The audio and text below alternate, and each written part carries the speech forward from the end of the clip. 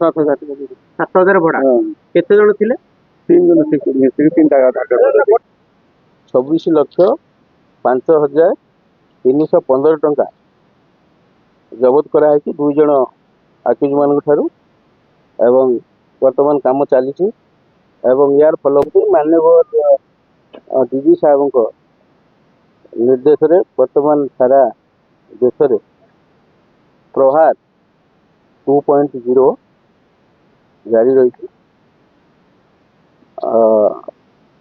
continuing raid against illegal drugs and activities ଉପରେ ସବୁବେଳେ ଆମର ଏସପି ସାର୍ଙ୍କ ନିର୍ଦ୍ଦେଶ ମତେ ଜିଲ୍ଲାରେ ଚାଲିଛି। ଆଜି ସେଇଭଳି ଇଣ୍ଟେଲିଜେନ୍ସ ଇନପୁଟରେ ଜଣା ପଡ଼ିଲା ଯେ ହାତୀଶାଳ ପଡ଼ାର ଗୋଟେ ଘରେ ବ୍ରାଉନ ସୁଗାର ଅଛି। ଏସପି ସାର୍ଙ୍କ ନିର୍ଦ୍ଦେଶ ମତେ special squad and Angul police raid କରିଛନ୍ତି।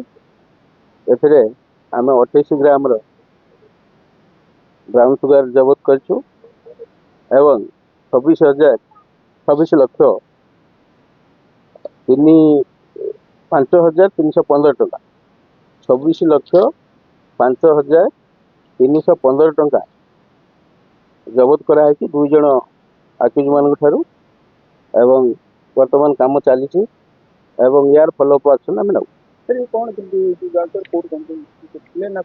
ଏବେ ଇନଭେଷ୍ଟିଗେସନ ର ଷ୍ଟେଜରେ ଅଛି।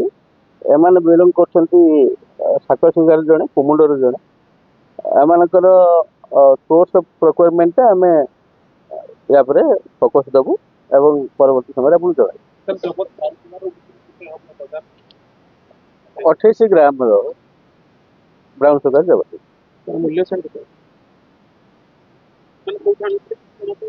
ସେଇଟା ତଦନ୍ତରେ ଚାଲିଛି। ଆମେ ତାର ତଦନ୍ତରେ ଜାଣିପାରିବୁ।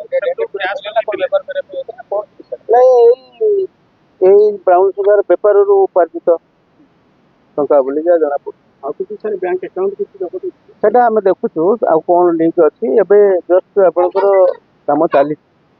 ଏହା ପରବର୍ତ୍ତୀ ସମୟରେ ସବୁ ଡିଟେଲ ଆମେ ଜାଣିବୁ ଏବଂ ଆପଣଙ୍କୁ ଜଣାଇବୁ। Thank you.